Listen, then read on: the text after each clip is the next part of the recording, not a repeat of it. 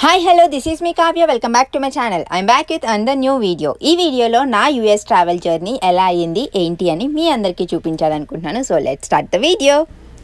మా ఫ్లైట్ హైదరాబాద్ నుంచి హైదరాబాద్ నుంచి దోహా టు సియాటిల్ నుంచి ఫీనిక్స్కి మొత్తం అంతా 3 ఫ్లైట్స్ అనమాట.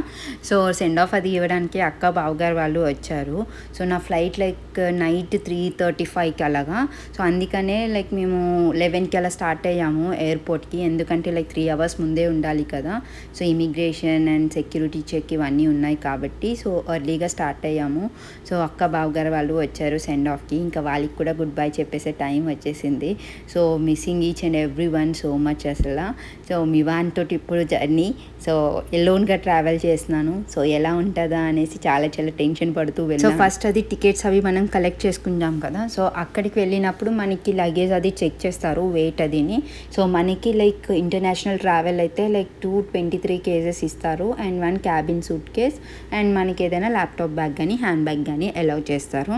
సో అంతా కరెక్ట్గానే ఉంది. కానీ కొంచెం హ్యాండ్ లగేజ్లో కొంచెం ఎక్స్ట్రాగా ఉంది అని చెప్పి బేబీ ఉన్నారు అని చెప్పినా సరే యాక్సెప్ట్ చేయలేదు. సో అప్పుడు అక్క వాళ్ళని పిలిపించి బయట ఉంటే వాళ్ళకి లగేజ్ అది ఇచ్చేసి ఇంకా మేము లోపలికి స్టార్ట్ అయిపోయాము. సో నేను వీల్ చైర్ అసిస్టెంట్ తీసుకున్నాను. ఎందుకంటే ఎలోన్గా ట్రావెల్ చేస్తున్నాను, ప్లస్ బేబీ ఉన్నాడు, లగేజ్ ఉంది, మొత్తం వెళ్ళడానికి కొంచెం కష్టం అవుతుందని వీల్ చైర్ అసిస్టెంట్స్ పెట్టారు. సో వాళ్ళు ఉండడం వల్లే నేను వెళ్ళగలిగాను.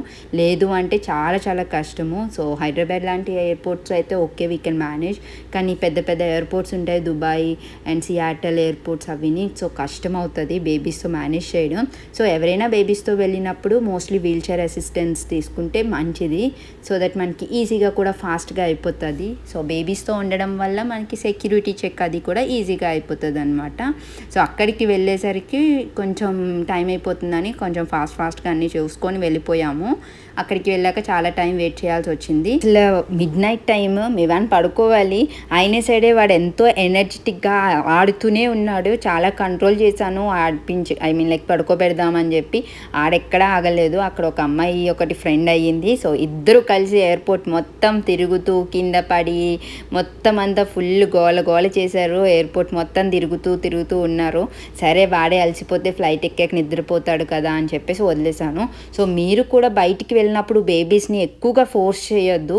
సో వాళ్ళే ఆటోమేటిక్గా నిద్ర వస్తే పడుకుని పోతారు కాబట్టి కంగారు పడకండి. సో వాళ్ళు ఆడుకుంటారంటే కిందను వదిలేసి ఫ్రీగా ఆడుకొనియండి. మనం రిస్ట్రిక్ట్ చేస్తే వాళ్ళు ఇంకా క్రాంకీగా అయిపోయి ఇంకా ఏడుస్తూ ఉంటారు. సో వాళ్ళని ఎంత ఫ్రీగా వదిలేయగలిగితే అంత ఫ్రీగా వదిలేయండి. సో దట్ వాళ్ళే అలసిపోయి పడుకుని పోతారు. సో నేనైతే మాత్రం ఇది ఒకటి బాగా ఎక్స్పీరియన్స్ చేశాను. సో ఎయిర్పోర్ట్లోని సరే తిరిగితే తిరిగాడు అనేసి వదిలేశాను.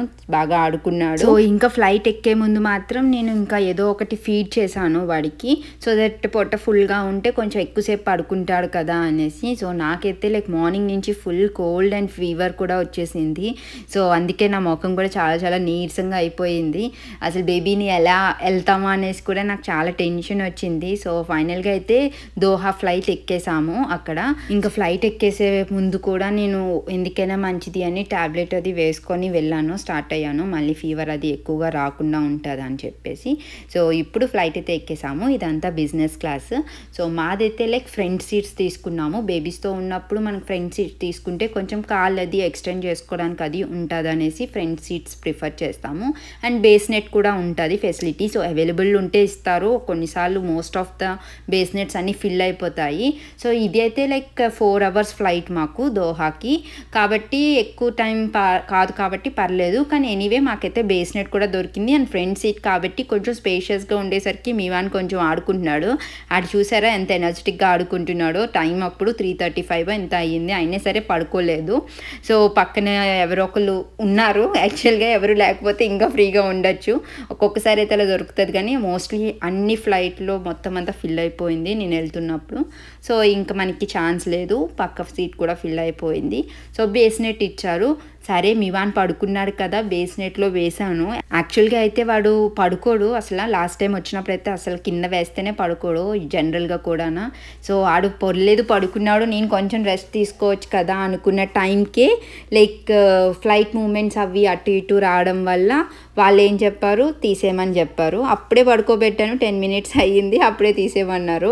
ఇంకా తీసేసరికి మళ్ళీ ఏడ్ స్టార్ట్ చేశాడు. ఏదో ఒకలాగా మళ్ళీ పడుకోబెట్టాను. సో మొత్తానికైతే ఫ్లైట్లో మొత్తం పడుకున్నాడు. అండ్ ఇంకా దిగిపోయాకైనా కదిలితే ఆగిపోతాడు, కానీ అలాంటిది బాగానే పడుకున్నాడు, కంటిన్యూస్గా పడుకున్నాడు. నేను ఇంకా ఎత్తుకొని క్యారీ చేసుకొని లగేజ్ని తీసుకొని వెళ్ళామన్నమాట. అసిస్టెంట్స్ ఉన్నా సరే వాళ్ళు అక్కడి నుంచి అక్కడికి మనకి హెల్ప్ చేశారు అంతే, మధ్యలోని తీసుకెళ్ళము, అక్కడ డ్రాప్ చేసేయడము అలా హెల్ప్ చేశారు మాకు. సో దోహా ఎయిర్పోర్ట్ అయితే లైక్ చాలా చాలా పెద్దది కాబట్టి మనకి అసిస్టెంట్స్ హెల్ప్ ఉంటే కానీ మనం వెళ్ళలేము. జనరల్గా కొంచెం బాగా తెలుసుంటే వెళ్ళొచ్చు, కానీ లేదంటే కొంచెం కష్టమే అవుతుంది ఇలాంటి వాటిల్లో మాత్రం. సో మోస్ట్లీ ఎక్కువగా సీనియర్ సిటిజన్స్కి అండ్ ఇలాగ బేబీస్తో ఎవరైనా ఉన్న ప్రెగ్నెంట్ విమెన్స్కి ఇలాంటి వాళ్ళకి మాత్రమే మనకి అసిస్టెన్స్ హెల్ప్ వాళ్ళు ప్రొవైడ్ చేస్తారు. సో అది కూడా మనం టికెట్లోని బుక్ చేసుకోవాలి, ముందుగానే టికెట్లో రైజ్ చేసుకోవాలి రిక్వెస్ట్. సో అప్పుడే మనకి అసిస్టెన్స్ హెల్ప్ అన్నది ఉంటుంది అనమాట. సో ఫైనల్గా దోహా ఎయిర్పోర్ట్ కూడా రీచ్ అయిపోయాము. సో మివాన్ అయితే అలా పడుకునే ఉన్నాడు, లెగలేదు. నేనైతే టర్మినల్ దగ్గరికి వెళ్ళి కూర్చొని వెయిట్ చేస్తున్నాను. సో నాకు కూడా ఫుల్ స్లీపీగా ఉన్నాను. సో ఇంకా నేను కూడా కొంచెం సేపు రెస్ట్ తీసుకుందామని కొంచెం సేపు ఏదో అలా పడుకున్నాను. ఈలోపే మనోడు లేచిపోయాడు. లేచాక కొంచెం ఏదో ఒకటి అడికి ఫీడ్ చేద్దామనేసి కొంచెం మిల్క్ అది ఇచ్చాను. అండ్ దెన్ కొన్ని బిస్కెట్స్ ఇచ్చాను, కొంచెం సేపు డీవియేట్ చేద్దామని, అటు ఇటు ఆడుకుంటాడు కదా అని. సో నెక్స్ట్ ఈలోపే ఫ్లైట్ టైం అయిపోయింది, ఇంకా లోపలికి వెళ్ళిపోయాను. సో ఎక్కువ లే ఆఫ్ టైం లేదు కాబట్టి సో నాకు వెంటనే అయిపోయిందనమాట. సో నేను అక్కడ ఒక 3 hours ఉన్నాను. దిగి ఇవన్నీ ఇమిగ్రేషన్ సెక్యూరిటీ చెక్లు ఇవి చేసుకునేసరికి టైం అయిపోతుంది. సో ఇప్పుడు నెక్స్ట్ ఫ్లైట్కి సియాటిల్కి వెళ్తున్నాను. సో ఇది longest journey, like 13 hours flight అనమాట. సో ఇప్పుడు ఈ 13 hours ఎలా ఉండాలో అన్నది నాకు అసలైన క్వశ్చన్ మార్క్ అసలు. ఎందుకంటే ఆల్రెడీ ఫుల్గా ఫస్ట్ ఫ్లైట్లో మొత్తం పడుకుని పోయాడు. సో ఇప్పుడు ఎలా పడుకుంటాడు అన్నది నాకు తెలియలేదు.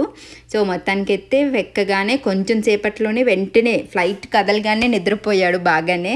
సో నేను కూడా హ్యాపీగా ఫీల్ అయ్యాను, ఓకే పడుకున్నాడు బాగానే అని చెప్పేసి. సో మనం వెళ్ళిన ఒక 2 hours ఫుడ్ అది తెచ్చారు. సో ఫుడ్ కూడా లైక్ సౌత్ ఇండియన్ ఫుడ్, మనము టికెట్ బుక్ చేసుకున్నప్పుడే రేస్ చేసుకుంటే వాళ్ళకి మనకి సౌత్ ఇండియన్ ఫుడ్ ఇచ్చారు. సౌత్ ఇండియన్ ఫుడ్ అంటే లైక్ మనలాగే కొంచెం rice, chapati and some cutlet లాగా ఏదో పొటాటో స్మాష్డ్ ఇచ్చారు. పర్లేదు బాగానే ఉంది, యావరేజ్గా ఉంది. సో నేనైతే బాగాలేదని చెప్పి వెజ్జే ప్రిఫర్ చేసి వెజ్జే తిన్నాను, కానీ అంతగా మంచిగా అనిపించలేదు. కానీ పర్లేదు, ఏదో ఒకటి కొంచెమైనా తినాలి కాబట్టి ఎనర్జీ కోసం కొంచెం ఫుడ్ అది తీసుకొని సో మివాన్ కాసేపు పడుకున్నాడు, ఆడితో పాటు నేను కూడా అలా పడుకున్నాను, కొంచెం సేపు రెస్ట్ తీసుకున్నాను. సో నా లక్కీ ఏంటి అంటే మోస్ట్ ఆఫ్ ద టైం మివాన్ పడుకున్నాడు బాగానే. మేబీ వాడికి కూడా ముందు రోజు ఫీవర్ అండ్ కోల్డ్ వల్ల వాడు చాలా నీరసంగా ఉండడం వల్ల ఫ్లైట్లో కూడా కొంచెం బాగానే పడుకున్నాడు. వాడికైతే కంప్లీట్గా తగ్గిపోయింది. సో వాడికి తగ్గినాక నాకు వచ్చింది, చాలా డ్రౌజీగా అనిపించింది, పడిపోతానేమో అని చాలా భయం వేసింది ఫీవర్ వల్ల. సరే అని చెప్పి కొంచెం ట్యాబ్లెట్స్కి ఎప్పటికప్పుడు నేను చూసుకొని 6 hour గ్యాప్లో అది ఒకసారి ట్యాబ్లెట్ అది వేసుకుంటే ఫైనల్గా నెక్స్ట్ ఫ్లైట్లోని ఆల్మోస్ట్ ఇంకా దిగిపోతామన్న టైంకి నేను కొంచెం సెటిల్ డౌన్ అయ్యాను అనమాట. సో మనకి ఇక్కడ స్క్రీన్ ఉంటుంది, మనము కావాలంటే లైక్ మూవీస్ చూసుకోవచ్చు, అందులో గేమ్స్ కూడా ఉంటాయి. Plus at the same time మనకి ఎంతవరకు వెళ్ళాము ఏంటి అని మన ట్రావెల్ జర్నీ ఎన్ని అవర్స్ ఉంది అంతా కూడా క్లియర్గా డిస్ప్లే చేస్తారు. సో మివాన్ కూడా పడుకున్నాడు, లేచాడు, కొంచెం సేపు అటు ఇటు ఆడుకున్నాడు. సో ఈలోపు ఫుడ్ వచ్చింది. సో మివాన్ లేచే ఉన్నాడు కదా అని ఆడికి కూడా ఏదో కొంచెం పెట్టాను, కానీ వాడైతే ఏమీ తినలేదు, అసలు ఆడికి ఏమీ నచ్చలేదు. సో ఇక్కడ మనకి ఇంకా ప్లస్ పాయింట్ ఏంటి అంటే మీరేం కంగారు పడద్దు, ఒకలే వెళ్తున్నాము ఎలా చేసుకోవాలి అని. సో మన పక్కన ఎవరైనా ఉంటే వాళ్ళ హెల్ప్ అయినా తీసుకోండి, వాళ్ళు మంచి వాళ్ళు అయితే బాగానే హెల్ప్ చేస్తారు మనకి. సో ఎయిర్ హోస్టెస్ ఉంటారు. సో బేబీని ఒక 2 minutes చూసుకోమంటే తీసుకొని వాళ్ళు ఆడిస్తారు. ఈలోపు మనం వాష్రూమ్కి వెళ్ళాలన్నా బాటిల్ క్లీనింగ్కి అది నేను అలాగే వెళ్ళాను, వాళ్ళ హెల్ప్ తీసుకున్నాను. సో లక్కీగా నా పక్కన ఉన్న వాళ్ళు కూడా చాలా సపోర్టివ్గా ఉన్నారు. సో అంతా బాగానే జరిగిపోయింది జర్నీ కూడా. సో ఫైనల్గా సియాటిల్ కూడా రీచ్ అయిపోయాము హ్యాపీగా. సో ఇప్పుడైతే లైక్ మా బ్రదర్ వస్తున్నారు మమ్మల్ని రిసీవ్ చేసుకోవడానికి. సో సియాటిల్లో 1 day stay and then next day flight అనమాట. సేమ్ కనెక్టివిటీ ఫ్లైటే. సో కంటిన్యూస్ జర్నీ చేసి అలసిపోతాం కాబట్టి పిల్లలతోటి. సో అందుకని తమ్ముడి దగ్గర ఒక రోజు ఉండి నెక్స్ట్ డే వెళ్ళేటట్టు బాబీ ప్లాన్ చేశారు. సో ఇంకా అక్కడికి వెళ్ళాక కొంచెం ఫుల్ అంతా మనం ఒకసారిగా అప్ సైడ్ డౌన్ అవుతాం కాబట్టి ఇంకా మేమైతే నిద్రపోయాము. అసలు ఎలా నిద్రపోయామో తెలియదు, అలా పడుకొనే ఉన్నాము. సో సియాటిల్ చాలా బ్యూటిఫుల్గా ఉంది అసలు. ఇప్పుడు లైక్ మేము వెళ్ళిన టైం కరెక్ట్ అనమాట అసలు. అక్కడ లేదంటే వింటర్లో చాలా ఎక్స్ట్రీమ్ కూల్ ఉంటుంది.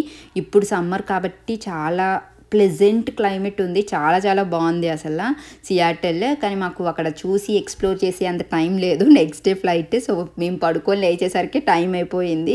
సో నెక్స్ట్ డేకి కూడా రెడీ అయిపోయి ఇంకా మేము స్టార్ట్ అయిపోయాము ఫ్లైట్కి. సో ఇంకొక 3 అవర్స్లో we're ready to meet Bobby అసలు.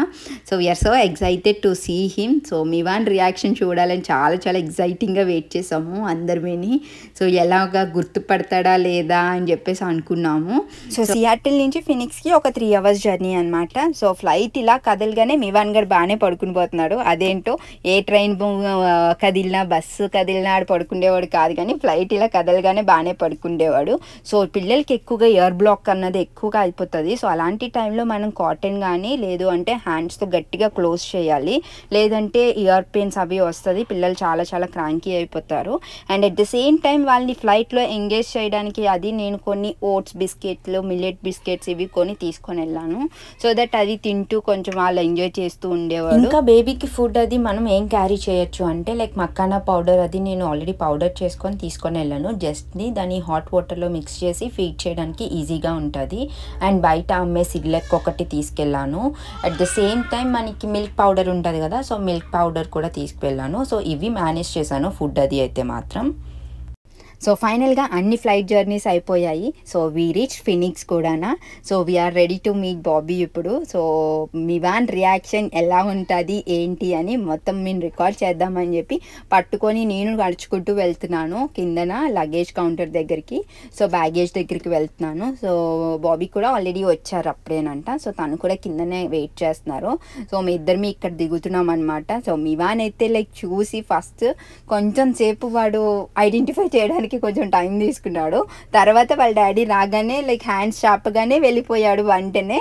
సో తర్వాత నా దగ్గరికి రమ్మంటే అసలు అస్సలు రాలేదు. ఇంత కష్టపడి ఇంత దూరం మోసుకొని వచ్చాడు, ఇన్ని రోజుల వరకు చూసింది నేను. కానీ వాడు మాత్రం వాళ్ళ డాడీ దగ్గరికి వెళ్ళేసరికి అస్సలు తిరిగి నా దగ్గర రావడానికి ఇష్టపడలేదు. అండ్ మేము సేఫ్గా హ్యాపీగా రీచ్ అయిపోయాము. So this is our flight experience.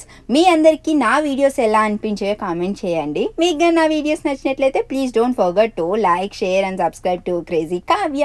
Click on the bell icon to get the notifications. Thanks for watching. Bye bye.